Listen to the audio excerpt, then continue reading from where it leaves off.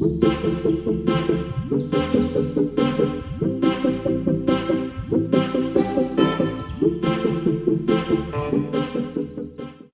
guys, welcome back. It feels so good to be back.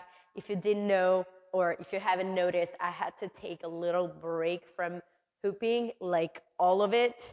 Only thing I did was a couple of private classes, but everything else, recording, teaching, I completely stopped. I really needed some time off, and it was a very sudden situation. But now I'm back full schedule, and I'll also do some extra videos to make up for the time that I lost. And that being said, let's get into today's video, even though my voice might be not the best because I have a little bit of a cold, but I don't care. Let's get into today's tutorial. Today we're going to learn two variations of the neck break, the neck break to halo and the neck break to smear. So of course we're going to start with the basics of the neck break. It starts from a downward escalator motion, but one that might be different from the one you're used to do. If you don't know already, there's two ways of doing a downward escalator mainly. The first one is the one where the hoop goes past your hip to go down into the escalator. And there's also the one going past your neck.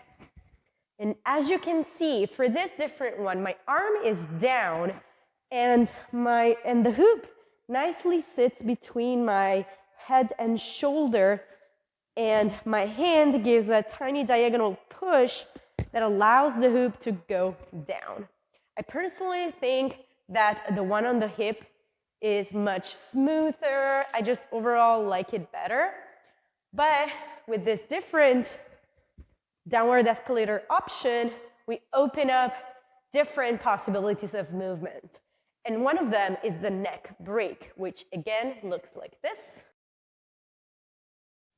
So the first variation we're going to see, it's also the hardest in a way, but they are pretty similar in difficulty. It's the neck break to halo, which is also called a lasso, so whatever you prefer to call it.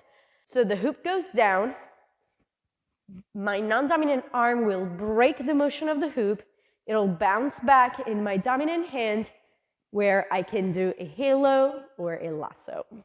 How do we do that? We want to use our hand, so not our arm. Our arm is in a very still position, is super straight, kind of diagonal, just like so. And it's only my hand and wrist that allows the hoop to go down. This is because we really want to keep this diagonal shape so that the hoop has the most momentum going down.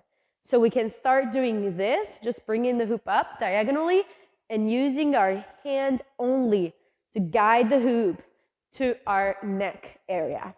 Now, depending on the dimension of the hoop, you'll need to find your perfect angle. If, for example, I was to grab a much bigger hoop, like this one, for example, this is my biggest hoop, I would have to go all the way up. My arm would have to be like vertical, like this, because the hoop has to reach this spot where the base of the hoop goes between my neck and shoulder. So let's take a moment to find what this perfect angle with the arm is. For my regular sized hoop, that's about a nice 45-degree angle, and there we go.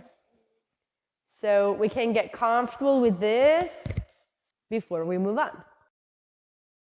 Now, let's go to that angle, twist the hoop, and feel the contact between our neck and shoulder. Here we're going to release the hoop by giving it a slight diagonal push like we mentioned earlier. And we're not going to allow it to fall down. We're going to wait until it's at its lowest point, so right before it would slip off our shoulder to go down into the escalator. That's when I want to break the motion of the hoop. So I flick the hoop down, it gets to this point, and that's when I want to raise my non-dominant arm up. And when you first try it, you should end up with something like this. You start feeling that little pushback. It doesn't have to be super strong right away. So down and up. And let's get comfortable with that before we move on. Now, once we feel comfortable with this, we can move on to give a little more intensity to our break. And to do that, we simply want to increase the speed of us raising the arm, as well as understanding the perfect timing, because you really want to raise the arm in the highest point when the hoop is at its lowest point before it slips off your shoulder. That's where you'll get the most momentum. When you find that sweet spot, the hoop will always bounce back perfectly. Now, once you understand that push, that momentum, you want to be ready with your releasing hand, in this case it's my right, to catch the hoop and it'll bounce back in your hand. Voila. I tend to kind of bend it a little bit, but I can keep it straight if I want to go for that visual effect. It's really a matter of what the final visual effect you want to have. Again, I like to bend my arm a little bit to catch the hoop slightly over my head, so approximately here, where I can use the momentum I gained from the bounce back to start my halo, and I've completed my combo. So again, down, up, and momentum. I kind of went a little weak into my break, so my halo is super weak. So let's try again. And push up.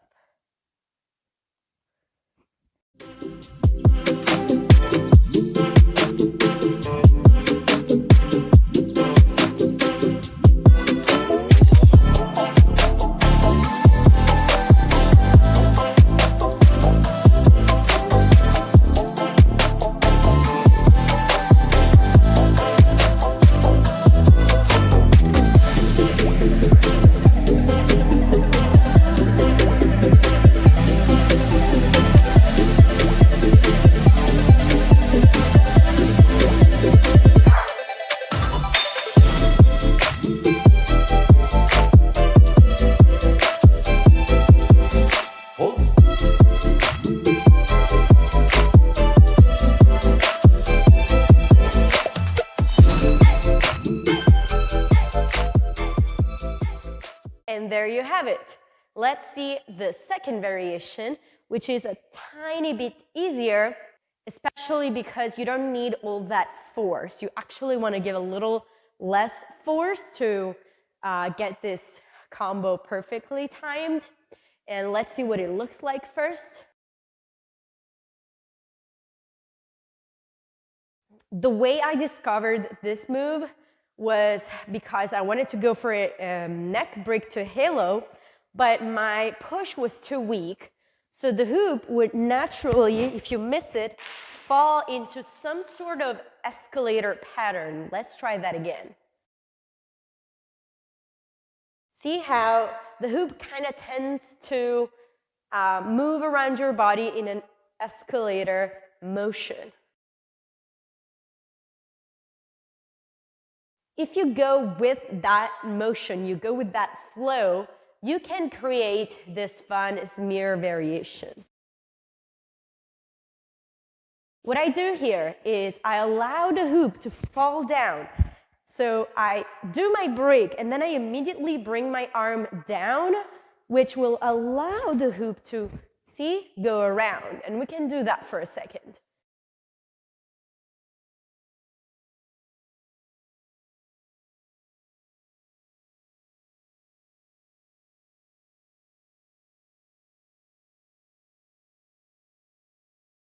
Now, once I understand what happens when I let the hoop drop, I can start following the same flow, which you'll see it'll bring us to do a smear pattern. What I mean by that is that when we break the hoop, we let the hoop drop, we can grab it either palm down, so catching it as it's falling, you kind of catch it like this, or you can wait a little longer and catch it palm up. It doesn't matter, it works both ways. And here, if you follow the flow of the hoop, you will end up catching the hoop with your dominant hand and continue this smear pattern. So the hoop is falling, I can grab it. So going from the back towards the front, like this. And hinge it out and in front. So again, hoop falls, I either catch it like this or like this. Catch with your right or dominant, release with your left or non-dominant, hinge in front, and there you have it.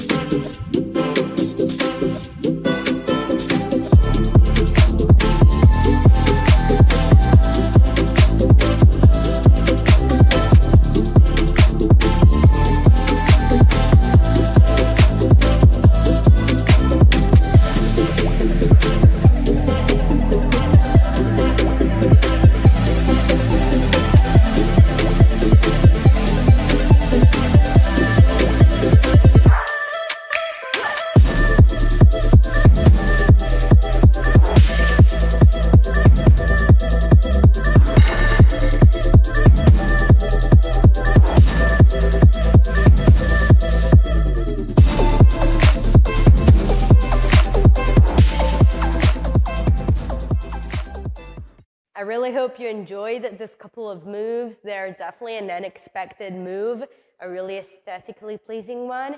And I hope to see you again very soon. Bye-bye.